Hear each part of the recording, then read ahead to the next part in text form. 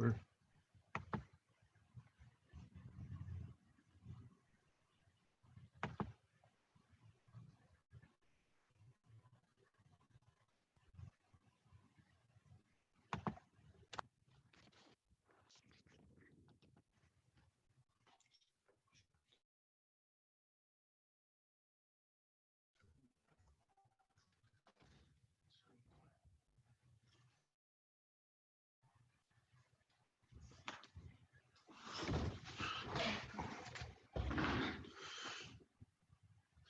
Seems a little better.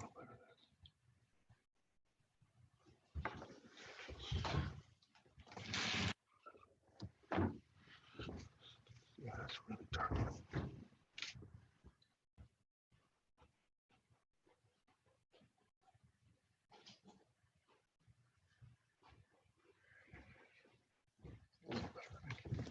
A little better.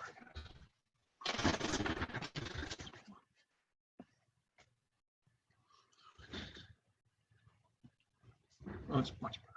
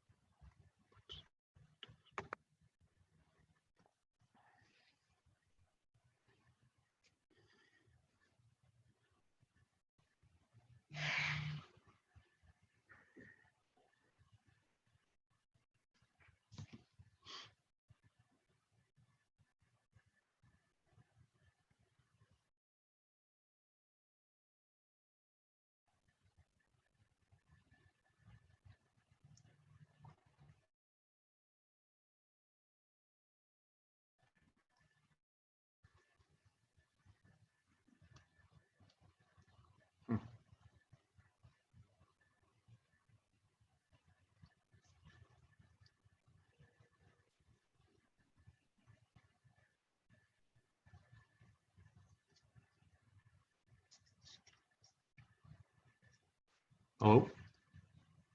Morning, Brian. Brian? You there? Are you there? Oh, there you are. We'll switch. I'm teaching class at 10, so I want to make a quick call to see what's going on. What do you guys, what's your plan?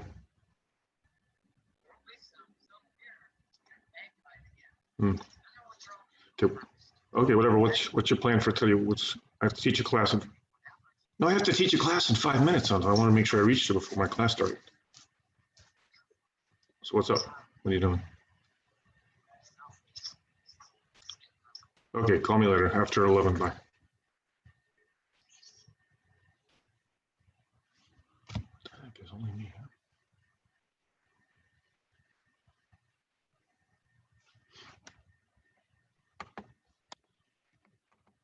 Great cobra, right?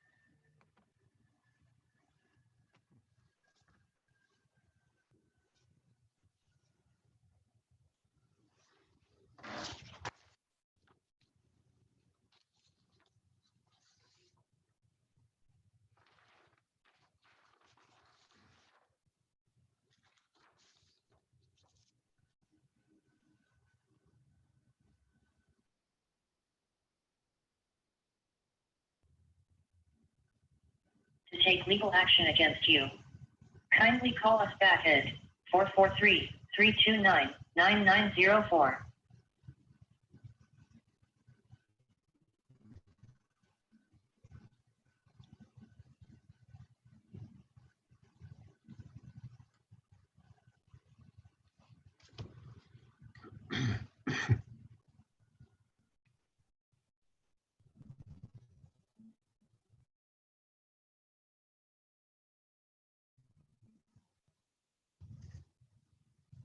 Hey, good morning, Teresa. How's it going?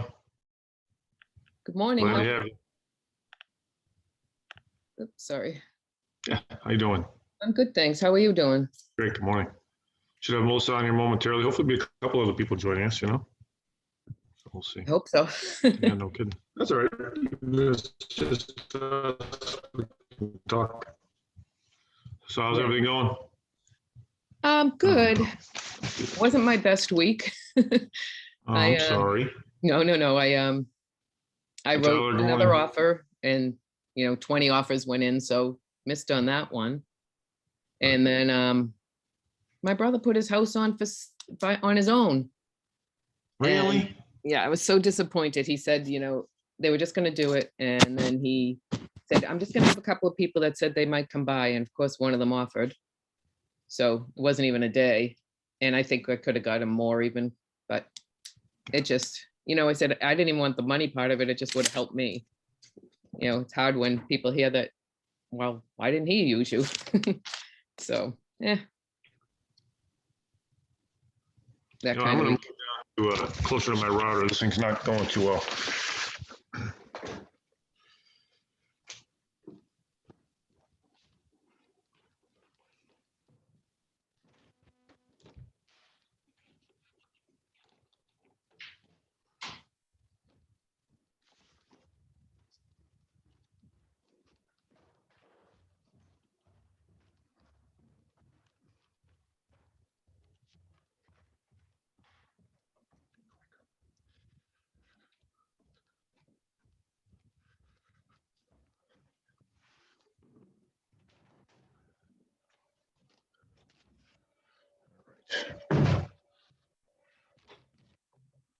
Right below the router, so this should be better.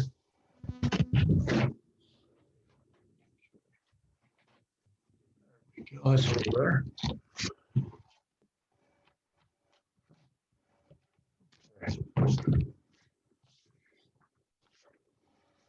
I think Melissa put out, hopefully you guys got it, the handout, How to Be a Great Cobra.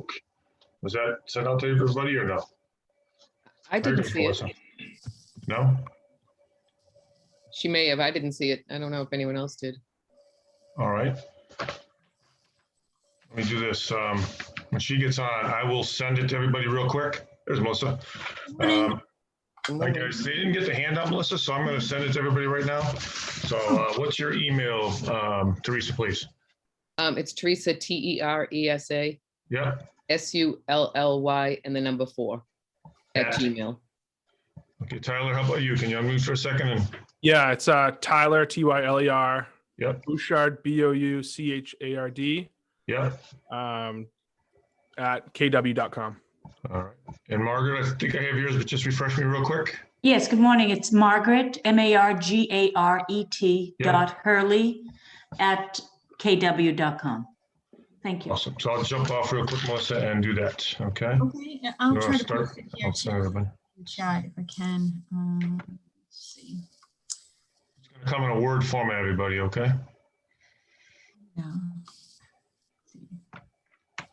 Um, Okay, sending it now. okay, yeah, it's in the chat box too. How's everybody doing this morning? Good, I'm you? doing great. Good, good, good. Okay, I just posted that in the chat. You should be able to see it. Hopefully you can, but Rich is going to send it out regardless. So let's bring that up. And Rich, you got that, right? I sent it to you on Wednesday. Yeah, I printed it out and sent it to everybody right now. So is anybody else on the call now, Melissa, or just the 3? It looks like we have just the 3, but I wouldn't be surprised All right. if others joined us. Great. Okay. All right, so I guess we'll rock and roll here. That sounds good. Okay, I just sent it to everybody. So if you want to get it, All right, Rich, you Let's want to start, start? Melissa. You want me to start? You want to start? Sure, you go right ahead. All right, very good. So how to be a great co-broke.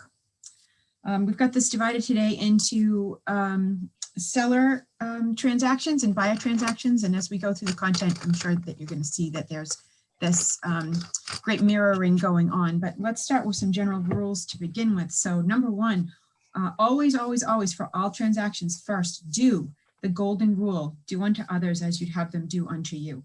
So if you act like a crazy drama queen or crazy drama king, expect to be treated that way as well. So keep your emotions in between the lines and make sure that you're treating others as you'd want to be treated.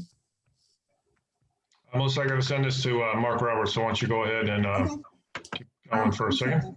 A second thing for all transactions as well, do always stay calm. As I just said, keep your emotions in check at all times. And don't make the deal a win-lose, make it a win-win. You know, someone shouldn't have to win while someone else has to lose. Nobody has to be at the top of the dog pile. So also don't make it about you, make it about the clients. It should be a win-win for everybody so that all parties are happy to move forward. Does that make sense? Goes to me. All right, I just sent that to you, Mark. Okay, so look for that on your email for the handout, all right? All right. Thank you very much. So we're on to seller listings, Melissa, right? Yep, number 2, listings, seller Well, listings. the reason we start with seller listings, everybody, is that, you know, it's the most important thing in real estate is listings, getting contracts signed, preferably on properties to sell.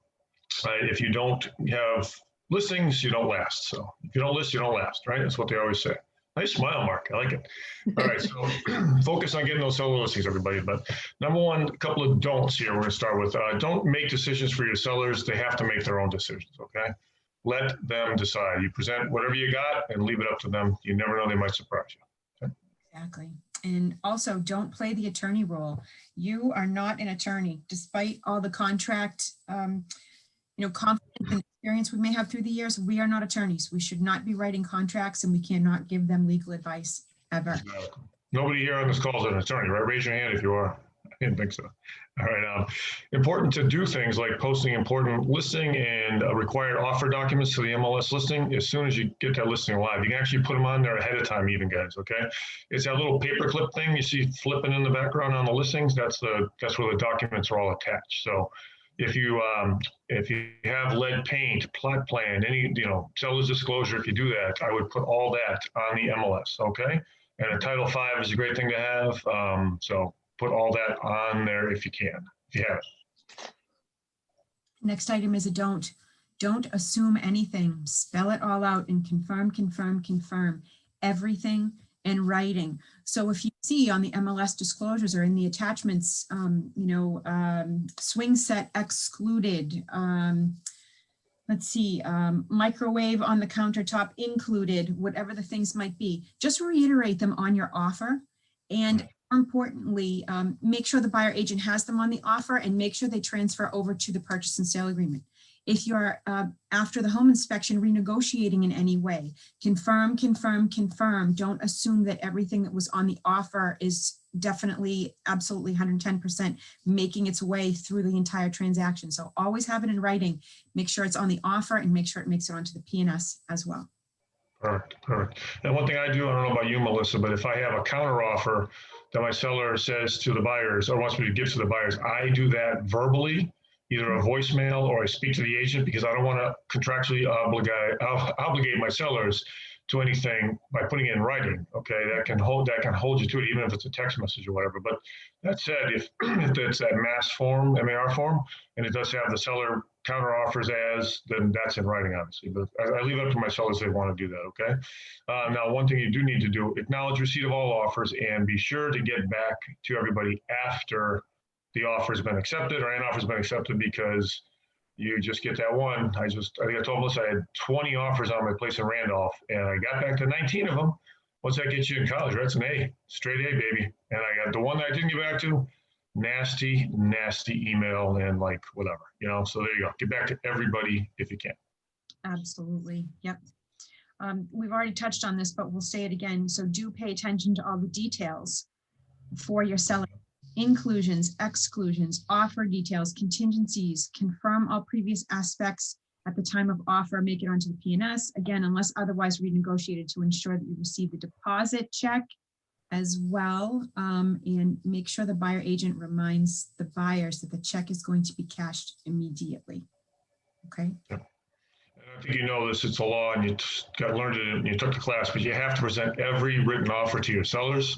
So make sure you do that. It's a legal / fiduciary responsibility to do that, okay? And then, like I said before, you just have to tell all the agents or the buyers themselves that if their offer hasn't been accepted, it's really sorry. I usually, the second best one or maybe the third best one even I will tell them, hey, listen, it was like razor thin. My sellers went with another offer, but we will get back to you right away if these people, try to play any games with us or do any funny business here. We'll be right back to you first. Okay.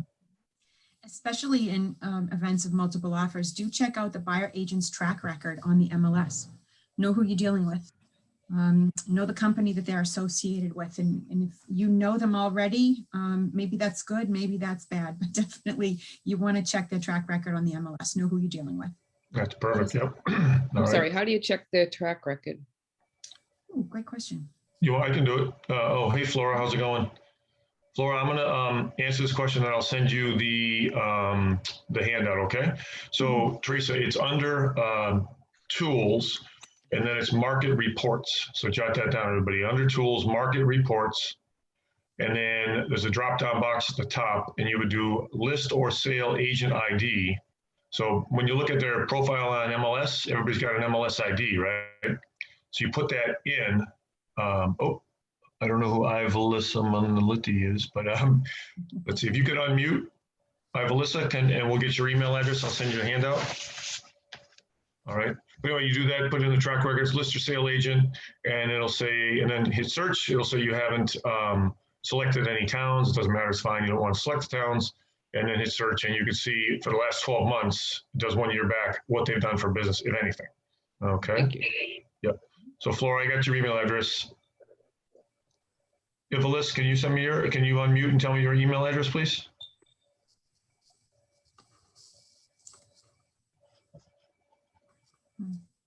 Oh, all right, go ahead, Melissa, we'll keep going. Okay, all right, we'll keep going.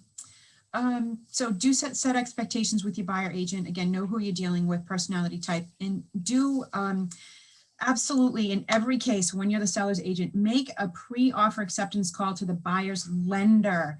Is the lender on the ball field and in the game, or are they way out in left field? And there are absolutely some things that you want to confirm. And we've got 4 items here on the handout, but there are actually more than that. So first, did you pull the buyer's credit? Very important. Did you review the numbers with the buyer, and do they know what their monthly expenses will be at this price point? Did you review their income and their assets? And what are your TRID guideline dates? So you want to make sure, you want to verify basically how qualified is the buyer. And these are yes or no questions. So, lenders are legally not supposed to give you any information, period. So these are just yes or no questions, which I found in my experience willing to, say yes or no to. What are your TRID guidelines? That's the example of what does the timeline look like on the offer? First of all, does it work for your sellers? And last, can the lender meet the timeline that the buyer agent has laid out on the offer? It doesn't do any good if a buyer and their agent have written you an offer that's going to close in 4 or 5 weeks when the lender can't close for 8 weeks. So you need to know what that timeline looks like. And it's important to know if they're qualified before you embroil your seller into a commitment with a contract if it has no likelihood of coming together. So if you work with those lenders who usually are supporting and sponsoring things that go on at our Braintree Market Center and at our Norwell Market Center, all those lenders are doing this for our clients. You want to make sure that the buyers whom your sellers are getting embroiled with have a really rock solid pre-approval as well. Can I ask a question? Sure, Tyler. Have you had any instances where you've called the lender and had red flags and then made moves on that in the past? All the time. Yeah, go ahead, Rich. All the time. Yeah, 100%. And you'll learn soon, Tyler, the good ones and the bad ones. And then you can't sort of discriminate, but you can certainly tell your seller, hey, I know this is the mortgage person that's coming in, and this is my experience with them in the past. And what do you want to do? And they say, what do you think we should do? You can say, well, my advice would be, let's find somebody else with a better mortgage person. Melissa? Right. Yeah, I agree with that completely. And sometimes they just start to chat and they chirp away and tell you lots of things that they probably shouldn't have told you. And maybe that will lead you down the path to, in talking with your sellers about it, your sellers may choose a different offer. I mean, I remember 2 years ago, I had 2 offers on a home in Plymouth. We had 2 buyers, identical prices, identical deposits, really similar timelines. And one of those lenders just started to say, well, her file needs a little cleaning up. And, she's had some credit challenges and we're not so sure. We're going to try to get it through. Why would the lender tell me that? So of course I have an obligation to report that to my sellers, and they went with the other offer, which closed without any issue at all. A question number 5 that you'll want to add on and is very important, I'll have to update the handout here, is if the buyer doesn't qualify for this particular loan product for this sale, is there another loan product that they can qualify with? That becomes very important when if the appraisal doesn't come in as the agreed to purchase price is valued. Sometimes they're going to need to shift and maybe have a little bit less money down and a higher loan amount. So make sure that the buyer has options to switch to a different loan program if you think that might be necessary. Awesome. Thank you for that insight. You're welcome. Tyler. All right, so everyone, under the chat, Lindsay's just wonderful. She downloaded and put on the handout, so it's there under the chat. So don't need to jump off an email anymore, okay? So once the office makes up, and most of you know this, the next step usually, except in this market, right, Melissa, a lot of people are waiving the home inspection, but there'll be a home inspection. We recommend that as a listing, and we're talking seller listings, do not attend the home inspection. Do not go there, because here's why, guys. Chapter 93A, that inspector's opinion of the property at that window of time is considered like gospel, and you have to disclose to everyone you see and talk to everything you've heard. And that's kind of hard. You might forget one thing and it's a big deal, and then next thing you know, you're in court. Okay, so we recommend you don't go to the inspections. Now, if you do, if your seller says, well, somebody's going to be there, right, then I would say just stay out of their way, be quiet, read a book, whatever you got to do, just don't listen, put on Mark's wonderful headphones there, so you can't hear anything, and don't micromanage the session. Don't follow them around or whatever. And one thing, big thing is on the seller side, don't touch the radon. Okay, somebody on the buyer side has to be the ones to pick that up. Because think about it, if somebody comes down with lung cancer and they're like, well, let's talk about this. What happened? The radon was high. We didn't know it. And who picked up the radon? Oh, it was the listing agent. Wow, not good. Okay. Problem. And also, radon too, ensure that the radon kit is going to be secure from any pets or any small children, as the best you can. Maybe let the buyer agent know ahead of time, hey, there are cats in the house. If it's a canister method, that's left behind, cats love nothing more than to bat around those little canisters. So that's not really very productive. That's why I'm in this little office with my door closed, because my cat would come in and walk across the screen and at least 10 times, nosy little bugger.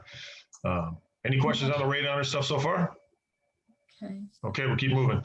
Let's see. We talked about the pets and all that stuff. Another thing too, when you get the offer, ask if they're going to do a radon test when they're doing their inspection. I can't tell how many times the sellers come home and they're like, what's this ticket on my door to the basement? Oh, they didn't tell me that was there. They were doing a radon test, Only when the sellers come back do you find out. But and then for sure, regarding the inspection again, tell the buyer's agent, listen, I do not want a copy of the inspection report. Because once again, you guys, that becomes a disclosure, and you should technically attach it to the MLS as a document link. All right. So tell them that ahead of time. I always put it in writing. I say, do not send me a copy of the report. All I want to know is, what do the buyers want to do after the inspection? What do they want to do? And if they start going into defects and things like that, you're like, it's just stop. I don't want to know. Ignorance is bliss. What do the buyers want to do? Well, they want 10 grand off. Most of the time, you guys, your sellers know what's wrong with the house. They've lived there and they know. And they say, if you only want 10 grand off, I'll take it. Because they know it's whatever. Or they'll start fighting. Well, what did they find? What did they find? Mr. Seller, I'm sorry. We don't want to know. If we know, we have to tell everybody everything we know. And that becomes problematic for you. So let's just try to, minimize the damage, or go to a backup offer, or whatever you got to do. Just do your best to work it out without finding out too much information. Okay. Any questions about that before we move on? Usually have a lot of questions in that area. Okay. Next item. This is a do or a not to do. Draft the purchase and sale agreement. I think Rich and I are on the same page. We recommend do not draft the purchase and sale agreement. Let the seller's attorney do that. Traditionally, the seller's attorney will originate the purchase and sale agreement. Back in the day, it was very common that we would generate it. Just leave that to the attorneys now. What you may want to do is just provide a copy of the executed offer to your seller's attorney and just advise them of what the fee for service and what the commission split looks like. Okay. Okay, so on the appraisal, unless it's like 25 or 30 or 50% down, there might be a windshield. You can check with the mortgage officer on that. They might just do a drive-by, verify there's actually a house on a structure on the lot. But if it's not, if it's like 3.5%, 3%, 5% down, they do have to have an interior appraisal and take pictures and stuff. So make sure you get them in there as soon as possible, okay? It's important to meet the appraiser yourself. And if you want, you can bring the comparables you use to price the house with your seller. And just, editorializing, just be like, here's what we use, hand them the printouts. Here's what we use to price the house, especially if they help substantiate the value. So yeah, don't rely on the buyer's agent to be the one to meet them. They have a vested interest in getting the best price for their client, which would mean a low appraisal. So, okay. Absolutely. Also with appraisals, if you ever receive a call from an appraiser on one of the listings, something that has already closed, talk to them. Appraisers can be our greatest friends and our most bitter enemies. So just, create that system of cooperation so that you develop good relationships with the appraisers as well. That's so important, you guys. You'll come across them some other time, especially you do this 36 years like me, and they'll be like, oh, I remember I called you about such and such listing, and thank you so much for taking my call. They'll even tell you when you're talking to them, they're like, so many agents don't bother to call me back. It's so infuriating. I'm like, wow, those people are not forward thinking. So. Another thing you should do is always check in with the buyer's agent and then the lender throughout the entire process. Okay, if you haven't heard from them for like a week or whatever, you need to do a little ping and say, how's everything going? Are we going on, everything on track so far?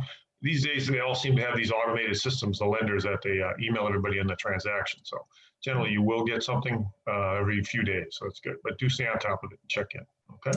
Absolutely, especially if you haven't heard from the appraiser yet. That's important. Another call the buyer agent or a lender a few days prior to the mortgage commitment date and wait to call them again until the day after the mortgage commitment. So don't call them on the commitment date. Call them before or after it's already passed saying, hey, how does the loan look? I mean, you really should be calling before and having a good sense of how the transaction is going. The reason why you don't want to call them on the commitment date is because if they miss if the buyers miss their commitment date, and subsequently can't get their loan, that whole escrow deposit technically belongs to your seller. So if you're calling on the commitment date and the loan blows up, you could cost your sellers some found escrow money if the deal doesn't come to fruition. You're basically reminding the buyer's agent that today's commitment date, and they're like, oh, geez, I forgot about that. And you know what I mean? So that's why you call it the day after, okay? All right, we got a few kind of like bookkeeping things you have to do here on the closing procedures. So this will keep avoiding any kind of delays or snags or misunderstandings. So you need a few things here, especially for our loop. Okay, you need a commission bill from the buyer's agent and look it over, make sure it's correct. All right, you have to then provide your own commission bill, which goes to the closing attorney. So make sure you get that done as well.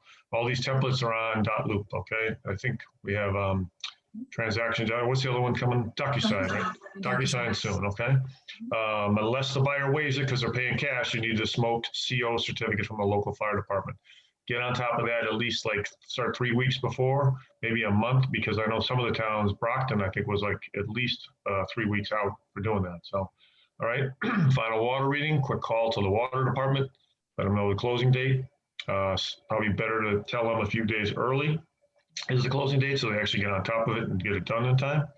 The Title V, for anybody that's not in the flush it and forget it areas like we are mostly, you need the Title V, so make sure you have that in hand. The original has to be brought to the closing, all right?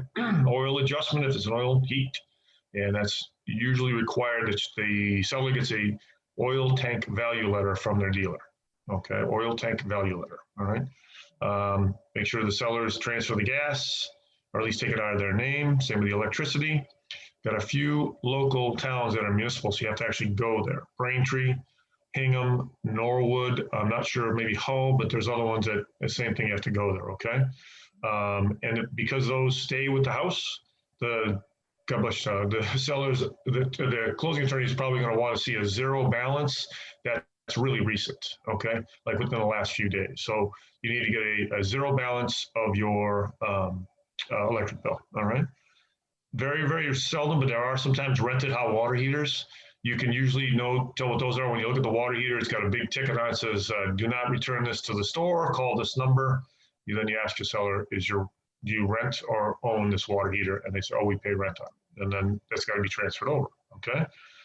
Trash bills or condo fee adjustments, make sure those get on there, get on the settlement statement, especially if your seller has paid the trash bill in advance, you're costing them money if you don't get the buyer to pay them back.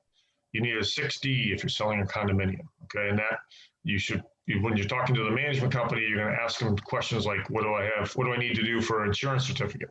What do I need to do for the 6D? What's the owner occupancy rate? Things like that you need to find out ahead of time, okay? So 6Ds and insurance certificates for the condos, ask the management company when you take the listing, okay? If there's an excess deposit, meaning that we took, say, a $20,000 deposit and the commission total is $15,000, that $5,000 is an excess deposit. It has to be brought to the closing or given to the closing attorney. So make sure you get a hold of Faye and let her know well in advance so she can have that check ready for you, okay? And I had one just yesterday or 2 days ago that it was brother and sister, but they weren't getting along too good. So they got back to me and said, can you write out the excess deposit 50-50, one in my name, one in my brother's name? I said, sure.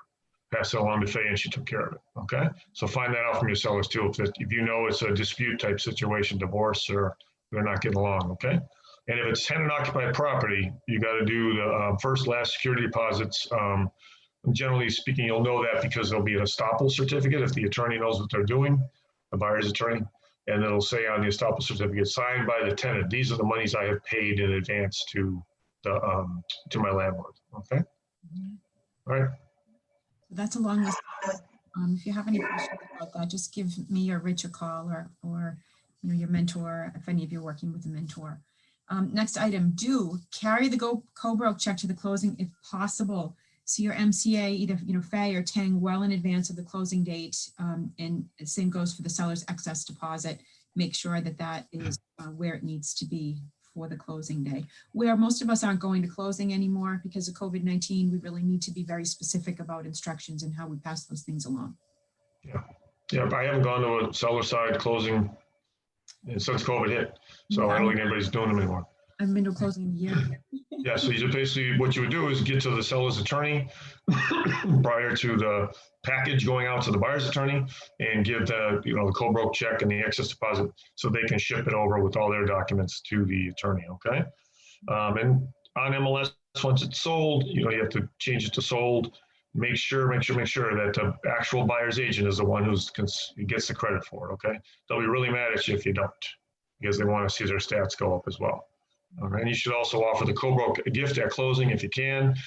Some good ideas, Melissa, maybe like a millionaire real estate agent book, a bottle of wine, whatever. If you can actually see them in person. Anymore, I've gone entire transactions without ever setting eyes on the buyer agent. I have no idea who they are, other than their picture in MLS. You just talk to them and text them and email them, and that's it. Mm-hmm. And last, refer that co-broke to your team leader. I had a thought about this recently, so I wanted to share it with you. Even if the co-broke has driven you absolutely crazy and you really don't want to see them join a Keller Williams team, keep in mind that this grows your profit tree. If they have not been a great co-broke, maybe they need to come and work with us and be trained and sit in on all these educational things that we do like today. So it's a great opportunity for a really horrible experience to be a great experience the next time. Maybe they don't know what they don't know. That's usually the case. If they've been great, refer them to the team leader. If they've been awful, refer them to the team leader. You never know who needs what at what point in time. Great. All right, any questions on sellers? We're going to start shifting over to buyers if there's no questions. Okay, we'll do that. On the buyer listings, again, we should, if you can, sign them up, get them to sign a buyer representation agreement. That's a contract, okay? Those are important. It kind of binds them to you. But what you should not do, again, is make decisions for your buyers. They should make their own decisions at all times. So you can give advice, you can offer your suggestions, but let them be the one to say in the end, let's do this and go with that, okay? And again, don't play the attorney role. You are not an attorney. I don't think anyone on the call is an attorney. So let the attorneys take care of all the language and the legal documents. Now you got a buyer that's interested in a listing, and you look at that listing and there's that little paper clip pivoting up in the upper right corner. That means there's documents attached. So make sure you review and share those with the buyers, all those things, okay? Because sometimes on there, there's important disclosures that you might miss if you didn't review the information. Mhm. And Rich, correct me if I'm wrong, but I'm of the mentality right now that, it's never been more important as a buyer agent to be informed before you go to the showing, because things are likely going to happen so fast that you're not going to have time to really contemplate much more than 24 hours if you want to put in an offer on this particular property. Not to mention, as the seller agent, if I've got 60 showings going on over the next 3 days at my listing, I want to avoid those phone calls of, can you send me the lead paint form? There's a seller's disclosure form that I'm looking for. And just go on the MLS. As the seller's agent, post all that stuff. And as the buyer's agent, make sure you've reviewed all this stuff, because you really don't have time for omissions. It's going to really greatly put a damper on your buyer's chances of getting their offer accepted if you haven't looked at all the disclosures, or you're not aware that there's a new septic system going in, or, all those things are really important. The details have never been more important than they are right now because of the competition and because things are moving so fast. Okay. I would agree. Yeah. Okay. So do talk with your buyers prior to writing the offer. Vet the pre-approval. There are really 5 items you need to know. Did the lender pull your buyer's credit? Is your buyer aware of what the numbers are going to look like from a monthly expense standpoint? Has the lender reviewed income and asset documents? What are the TRID guidelines? What can the timeline look like? How much time does the lender need from signing of the purchase and sale to the commitment, and then commitment to closing? You're going to need to structure your offer timeline to reflect and mirror what the lender's time requirements are going to be. And most importantly, have that discussion now with the lender. Hey, if the appraisal comes in low, or for any reason this loan program, as we've represented on the pre-approval, isn't how the deal is going to be able to go forward, does the buyer have another option of another loan program to make this sale happen? That has never been more important than right now. Yep. Cool. You can't assume anything, guys. You've got to have it in writing. It's Massachusetts law. If it's not in writing, it doesn't exist. Okay, so confirm everything in writing as much as you can. Text messages, emails, make sure it's on the contracts. Okay, everything's got to be in writing. Mm-hmm. Yeah. As we said earlier, check out the seller's agent track record on the MLS. Just know who you're dealing with. It's important. Exactly. Same way with that market reports, guys. How do you do that? I tried to do that. I couldn't figure it out. I went to Pinergy, I went to Market Reports, but how do you put the agent's MLS PIN number in there? Mark, I think I'll do? See, I think I got your cell phone number on my phone. I will call you after. We'll do a private little quick tutorial. All right, buddy? And I'll walk you through it, because I can have it live on my thing too, You just need your MLS ID number. Mark Roberts, I got you. I'll call you after, okay? Good? All right, so we talked about putting everything on the offer to purchase. Got to also make it to the MLS, to the purchase and sale. Checking out that seller's agent track record on MLS, see if this is their first ever listing or if they do a ton of business, okay? And then make sure the checks, offer and purchase and sale check. If you don't have it in your hand, you got to make arrangements with the buyer. What are they going to do? How are they going to get it to the listing agent's office? Mail's fine, drop off, go in there in person, okay? And the same with the P&S. You do need copies of all those.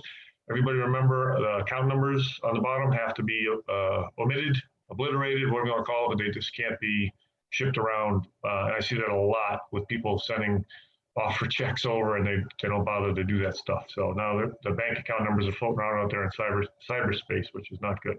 Also tell your buyer, hey, by the way, that's going to get cash right away. Some buyers still have this perception that the check just actually sits in a drawer until the closing and that gets ripped up. Nope, going right into that escrow account right away, okay?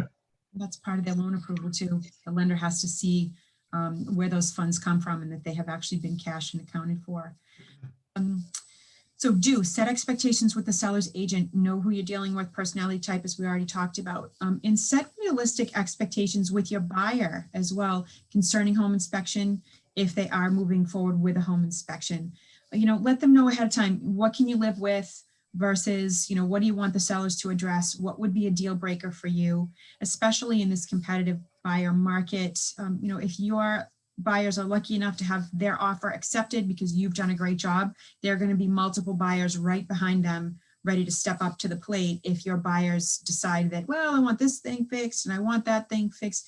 If it's great, it's legitimate. Don't make decisions for your buyers. They have to be comfortable moving forward, but they also have to understand that a home inspection is not an automatic license to renegotiate all the terms of the deal.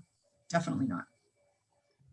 Okay, so some of the things that people may test for is radon. If that's the case, make sure you tell the listing agent, we're going to be testing for radon. It usually has to sit in the basement for a good 48, 72, 96 hours, okay? And the sellers are not supposed to go down there, so it's a little bit, they need to know in advance what's going to be happening. And you got to come back and pick up that kit as the buyer's agent, okay, everybody? And if you're going to be if the buyer's testing for lead paint, it's like probably 1 in 100 I have. My listings get tested for lead paint. You just make sure that, either way, the listing agent gets a copy of the lead inspection report because that's required by law, federal and state law, to give them a copy of that, okay? It's a disclosure at that point. When you leave the property too after inspection, you want to make sure that all the lights you turned on are now off. Return the heat or the air conditioning to the original temperature setting before the home inspector touches it. They're going to test the heat. If it's in the warmer season, they're going to test the air conditioning. You don't want the sellers to come home to an 80-degree house or a 56-degree house. You want to make sure that you're respectful of leaving the property as you found it, okay? Lock it and you secure it at the time of the departure, and don't forget the back door.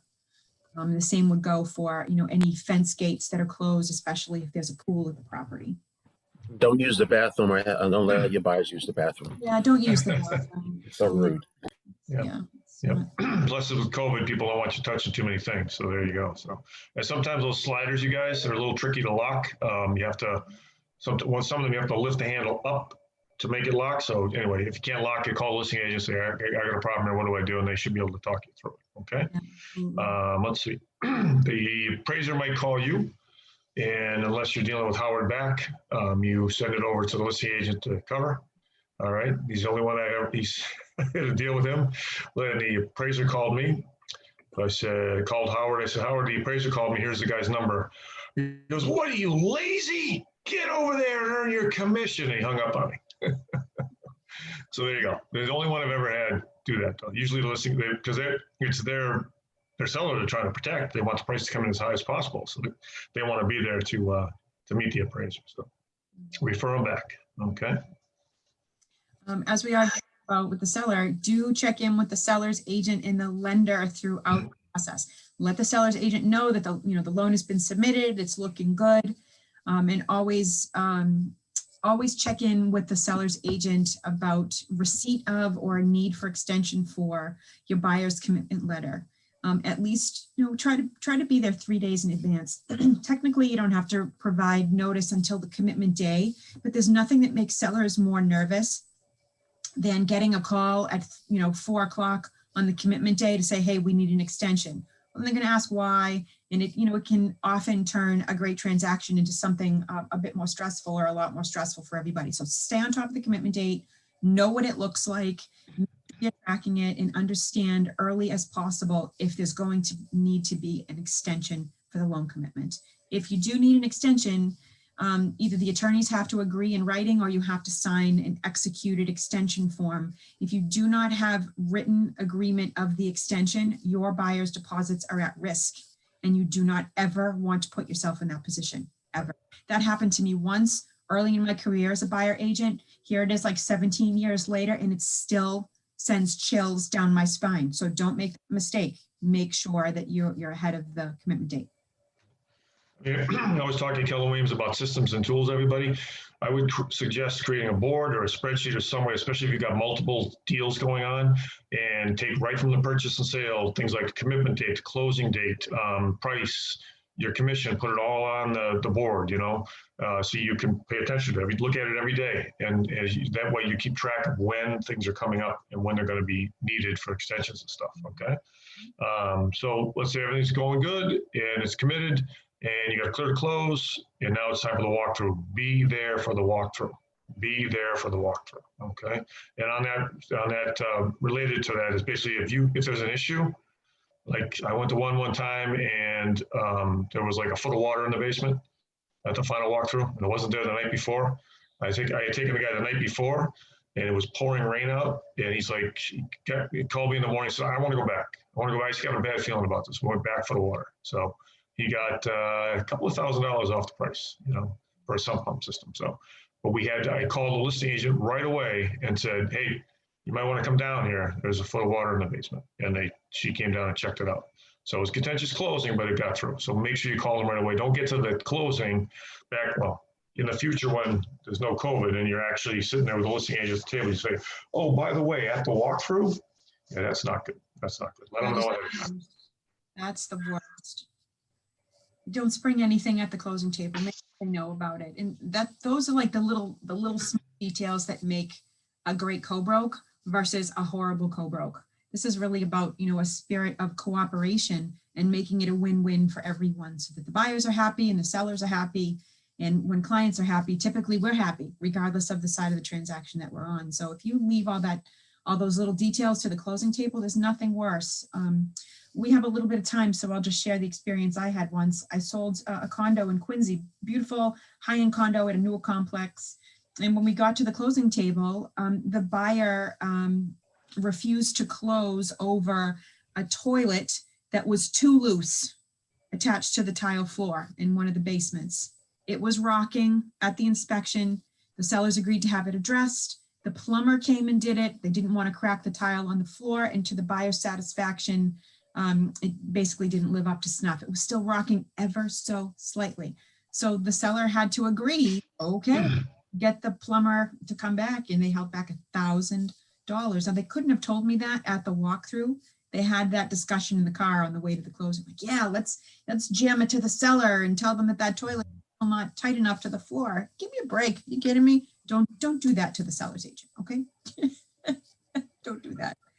And another thing, go ahead, Rich. Yeah. Go ahead. Another thing is don't do this, okay? Don't call the listing agent, especially in a multiple offer situation, and go on and on and on for like 15 minutes about how great of a co-broke you are and all the people at Keller Williams that you've done deals with.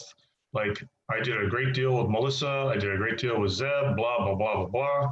I had to finally hang up on the dude. I was like, all right, enough. I get it. Okay. It turns out I talked to Melissa about it. And he was a disaster, an absolute disaster. So don't oversell yourself to the listing agent. Just basically say, listen, I promise to make this as easy as I possibly can for you. If that's true. All right. If your buyers are easy, they bought from you before and they make things easy on the seller, tell the seller's agent that. But don't go talking on and on incessantly about yourself. It's a turnoff, and it's going to make the other agent be like, yeah, I don't want to deal with this guy or girl. Definitely not.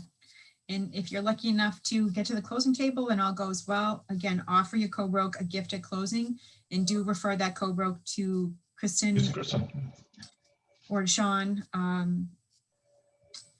And even if it was a poor co-broke, refer anyway, could be an opportunity for them to improve their professionalism or their skills. It elevates our industry. And if, of course, they were a great co-broke, that's somebody who we love to count among our KW family. So always prefer. All right. Wow. This is a record time for how quickly we were able to go through this. So what kinds of questions do we have? We have till 11 o'clock. If there are any questions, what can we help you with? Questions? No questions? What kind of co-broke gift are you offering to the co-broker? Great question. The MREA real estate book, Millionaire Real Estate Agent, called the Red Shift, is great right now. If you're lucky enough to maybe get into some conversation with the buyer agent and learn a little bit about them, it can be as simple as a gift card to a coffee shop. Thanks for such a great book. Enjoy some coffee on me. I appreciate your time and your professionalism. Maybe some other sort of book if you've got great insight as to who they are and what they're interested in. Anything else you can think of, Rich? Oh, those are all good. Yeah. I mentioned before, maybe a bottle of wine or champagne if you know that they drink. Yeah, at the coffee shop. So if they're showing up to everything, you see them with a Dunkin' Donuts in their hand, then they're obviously a big Dunks fan, get them that. Or if it's Starbucks, whatever. So maybe they say they got little kids, you could get them, you know, Friendly's gift card or McDonald's, so they take the kid for an ice cream cone or whatever. So, all right. Good ideas. Thank you. Sure, I of once, course. Margaret, I once had a co-broke give me a cross pen, believe it or not, with my name engraved on it. I don't know why. I mean, we had a great transaction. It was wonderful, but I ended up with this beautiful cross pen with my name engraved on it. You know, if you Nice. were trying to woo them, then maybe something beautiful like that. Wow. Okay. Any other questions, anybody? As the buyer's agent, I mean, you stick pretty close to the hip of the appraisal, of the home inspector. I mean, are you like on their hip the entire time? As a buyer's agent, I would be right there. I don't micromanage it again, but just listen, look and listen, pay attention, file away things you know could be a big deal. Because sometimes your buyers don't know, and they say, well, you know, geez, the main beam is eaten by termites. Is that a problem? A little bit of a problem, yeah. But remember too, guys, Tyler, that and the whole house is made up of parts, okay? Believe it or not, every single part in the house, including the main beam, can be replaced. It's just a matter of how much, who's gonna do it, how much it's gonna cost, and how long it's gonna take. And that's all. It's just, the parts can all be replaced as needed. So just a matter of, you know, what the value is to replace those parts and if the seller is gonna help contribute or not. That's all. Have you had any instances where you might have disclosed a few things to your buyer and then got a report back that had a lot more in it that you didn't, that maybe wasn't discussed at the time, and then they were surprised that you didn't disclose that to them? Like as far as like the inspection was much more maybe dire than it looked as the inspector was doing it, and you didn't have that kind of, it wasn't they didn't refer it to you, they didn't give it as much information to you, and then the inspection report comes back and it's terrible, or there's things in it that you didn't know about. Is that common? Yeah, because I don't think anybody on this call is a home inspector, right? That's what these guys are trained for. That's their profession. They're there to look for hidden defects that aren't visible to the naked eye. So, you know, if you walk down the basement, there's a foot of water, obviously you got to tell your buyer, hey, it looks like they have a water problem, right? But a home inspector might be able to look at, you know, the main support column, and at the bottom, just a little tiny bit of rust around in a ring around it that you didn't look at and see. That's evidence of water puddling up down there, right? So you may miss some stuff. I just tell the buyer ahead of time, so listen, I'm not a home inspector, but I'll certainly, if I spot something that I've seen in the past, I will tell you. What do you think, Melissa? Absolutely. I think my question was a little bit more up on, you already did you were with the inspector. Okay, he or she walked you through the house, did the whole inspection, and then later you get an inspection report, and there was things in there that maybe he or she did not during the inspection. Oh, talk about That's more not. I mean, I know we're not inspectors, and I know, and I've gone through that process myself. I'm more saying that, you know, you probably have a decent idea after the home inspection walkthrough, right, with the inspector, and then you get a report. Have you ever gotten that report back and it's very different than the perception the inspector of the day of the inspection? Yes. Yeah, and I would say in my experience, yes, and more so on rare occasion, but if there's ever a question about what's written in the report or looks different to what was said versus what's written, it's important that the buyer call the inspector while the information is still fresh in their mind. It could be that they didn't have, maybe the buyers didn't attend the inspection. I mean, that rarely, but you know, maybe just the inspector and you went. So that's something to think about. But sometimes, you know, something will come up. The buyer should call the inspector as soon as possible if they have any questions about any of the items that came up, or if the report doesn't accurately reflect what was discussed, or if there are additional things. I find today too, more and more, you know, I have one home inspector who still writes like in between segments of, you know, he'll write about the outside and then he'll go inside to the basement. And before he moves to the first floor, he'll write everything out about the basement. But then there are others who just sort of, you know, take notes and then write up the whole report that night and then send it off to the buyer the next day or within 48 hours. Maybe they've had 3 inspections that day and now they're confusing information. You know, it could be that too. So that's a great question, Tyler. Yeah, and you want to make sure that your buyers are comfortable moving forward. Thanks for that insight. That's great. Yeah, but Tyler, make sure the buyers are there. Okay, if they say, well, I gotta work, so I can't go, can you go for me? Ooh, I don't like that. I think you want them to be there. Say, well, let's find a day that you can be there and we'll have an inspection with the good inspector that day. Now, guys, think about this, right? No one record this, please. But there's only, I think, 3 people We are recording. that get paid when the deal dies, right? And one of them is the attorney. All right, the attorneys always get paid. The appraiser, because if they went out and did the appraisal, they're billing somebody $400, $500, $600. And guess who else gets paid? The home inspector. The home inspector. So maybe, just maybe, it's wintertime, not a lot of sales out there. Maybe they'll make that first house, the first inspection with the buyer, look like the money pit, right? And they're like, wow, thank God that guy saved me from buying that money pit. They get to the next house and they have an inspection. And guess what they call? The money pit saver guy, right? And maybe this time, same defects, but he kind of glosses over them a little bit because he already got a double inspection fee out of somebody. I'm just saying, I think that stuff happens. The worst I ever saw, my buddy Louis, poor Louis, 7 inspections out of the same guy. Oh, 7, and he just knew he had a rube and he kept killing deals, finding, and he charged him, I think, $750 an inspection too. oh my goodness. It was awful, man, awful. So there's guys like that, a lot of scoundrels and crooks out there. Just be careful. Just be Absolutely. careful. And there's one thing we are allowed to do as buyer agents is to refer an inspector onto our, but you always want to refer at least 2, always, and let the buyer make the choice as to who they want to hire. Legally, we have the opportunity to do that as the buyer representative. You cannot, as a seller representative, recommend a home inspection to a buyer. That is illegal.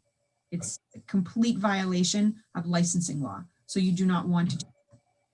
So that's the reason to have a good, buyer agreement with your clients, but that's a separate class. Well, Melissa, there still are those people out there that think, if I go right to the listing agent to buy the house, I'll get a better deal, which I don't do that, but whatever. But they might still try to come to you. And if they do, you write the offer, you're put on the agency disclosure, the mandatory licensing relationship that you're a seller's agent, and it gets accepted. And they say, great, I need to get a home inspector, who should I get? Just basically say, go to mass.gov/home inspectors and find one. Good luck. Or Yellow Pages, or go ask a friend. Don't ask me. Can't do it. Okay. Right, exactly. Good questions, guys. What else? Any other questions, anybody? Do you have inspectors that you recommend? Mhm. I do. Jordan, you want to tell them? I have 2 or 3 who I really like. There are 2 at Imperial Home Inspection who I like. Agreed. And I My have, go-to. and I have actually 2 others as well. Marty Blatz. I can't think of the name of his home inspection company. It's BLATZ. And Scott Gallen.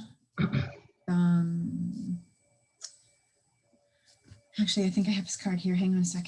Let me see. Entrust, ENTRUST. Thank you. Sure. And I choose those particular inspectors because they tend to be non-alarmist and very thorough. They have a good reputation, and if a deal falls apart based on an inspection, it's not their fault. It's just the decision that the buyer has made. In my experience with those inspectors, but there definitely are some out there. Some companies in particular, where they just have this system of cranking out X amount of inspections during a day. And they're less thorough. The reports aren't very comprehensive. The inspectors might not be very skilled. So, those are just some things you want to think about. If you're just starting out in real estate, it's good to maybe, talk to veterans as to who might you recommend for home inspector and why. Why do you like their work? Why is it that you choose to refer your clients to them? So that way you have a good understanding of why they're reliable. On that home inspection thing, guys, if you take a listing in the wintertime, okay, I think it's important if you accept an offer that has a home inspection, that you have this conversation with your sellers. Mr. Seller, I hope you realize that we're about to have a home inspection and it's the winter and there's not as many sales going on right now as there is in the spring, summer, and fall. And these home inspectors have bills to pay, kids to feed, mortgages, things like that. There is a chance that they may attempt to kill the deal so that they can get a second or third inspection out of the buyer. And I'm just warning you that because I've seen it happen in my career. Okay, the wintertime, it's amazing how many more problems there are in houses than there are in the spring, summer, and fall. Amazing. So, do the best you can to avoid offers with home inspections. If you can't, then, ask in advance, who's the inspector going to be? Who's the inspector going to be? And they sometimes will tell you one and it's not, it's somebody else. And there's nothing you can do about that. You were lied to. So, but yeah, just be careful. Wintertime's tough. Okay. Now, I know a lot of people are putting in offers without inspections, which I don't know, I wouldn't be comfortable doing. What's your thoughts on that? It's up to the buyers. My standard conversation on that is, I don't recommend waiving your home inspection contingency, but you do need to be aware that there are, from a competition standpoint, there are many buyers out there who are waiving home inspection contingencies. So that could be some sort of a hurdle that we're up against. If you want to have a home inspection, if it's important to you, then we should put it on the offer. But just know that there are other buyers out there who are willing to waive that. And again, let your buyers make the decision. Yeah. Don't ever make a decision for your buyers. They have to be the ones to say, let's waive the inspection. Right. All right. I wouldn't even urge them to say, I wouldn't even go to them and say, listen, you have a better offer, except the other people are waiving the inspection. So let's waive the inspection so that you get the house. Oh, that's bad. Because if it turns into a real, there's a lot of repairs needed, and they're going to remember you're the one that advised them to waive the inspection, the stuff they would have found out, they're going to be either suing you or for sure you're not getting any repeat business out of those people. Always promote their opportunity to have a home inspection. Right. And that's part of a paperwork class as well that you may have already taken or still need to. That's one of those mandatory forms in our buyer paperwork class. We are required by law to offer to the buyers the home inspection facts for consumers information, either the link or the actual flyer itself. Make sure you've tracked either through Dotloop or DocuSign or through your email that you've provided it to them. And we have the confirmation form as well that they're acknowledging that they've received it from you. That's very important, especially in cases where they may elect to waive their home inspection. That's the only proof that you'll ever have that you encourage them to have one. Okay. All right. Any other questions? I have a question. Flora, hi. Hi, Flora. Hi. Yes. What do you think about home inspection for informational purposes only?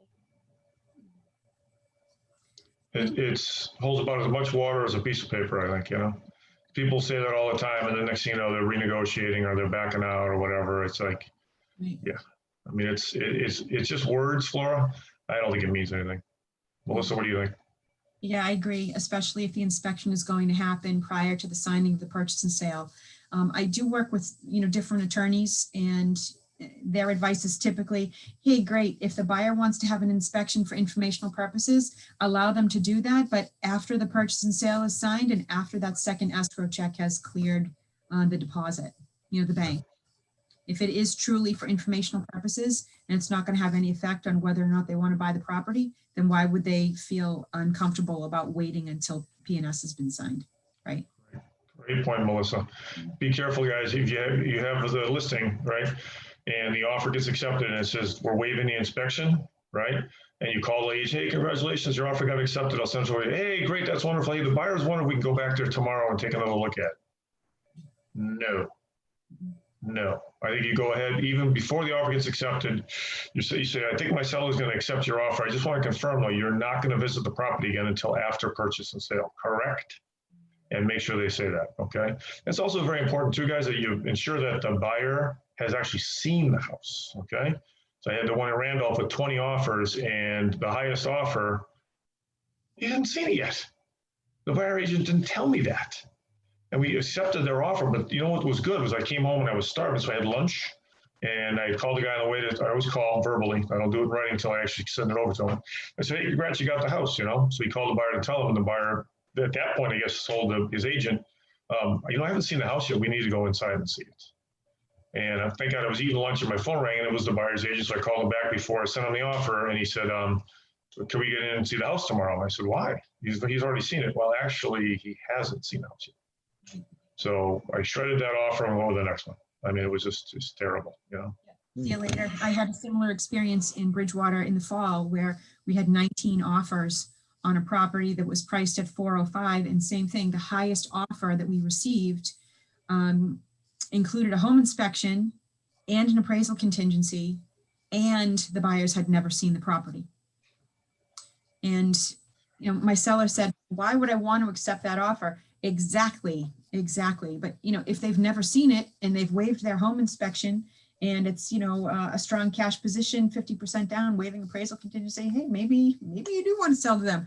But what are the chances on closing date? They go to the final walkthrough and I don't like this house. I'm not buying this house. And they put up a big stink. You know, the purpose of working toward a great co-broke transaction is so that it's a great experience for your clients, for the buyer and for the seller. And how is it going to feel for you, or you know, what kind of exposure does that put on you if at the closing day, the buyer doesn't want to, quote, perform, they don't want to buy the property? How's your seller going to feel about that? And whether they can keep deposits or not almost becomes a moot point, because then the seller doesn't have a sale, they don't have a buyer, and they need to go back to the drawing table and market this property with you all over again. Who are they going to blame? Even if you've done everything right, they're going to blame you as the realtor. We always get the blame, even if it has nothing to do with us. We always get the blame. So be on top of it. Be a great co-broke. Be responsible. Be professional. Keep your emotions between the lines. Try to anticipate ahead of time things that are going to need attention. And if you're able to do those things, a great transaction for you, for the other agent, you'll get paid and the clients will be happy. And that's the purpose of a great co-broke. Right? Well said, Melissa. All right, guys, 10:59. Those of you that are newbies and have to take agency, please jump on that with Donna. It's probably the most important class of all that we teach at the Market Center. It's super, super important if you haven't taken it. If you've taken it once, take it again. It's a great class to repeat just to make sure you're doing it right. Okay? Thank Mark you very Roberts, I much. will call you next and we'll get that done. Take care, everybody. Thank you very much. You're welcome. Have a good one. Bye. Yep.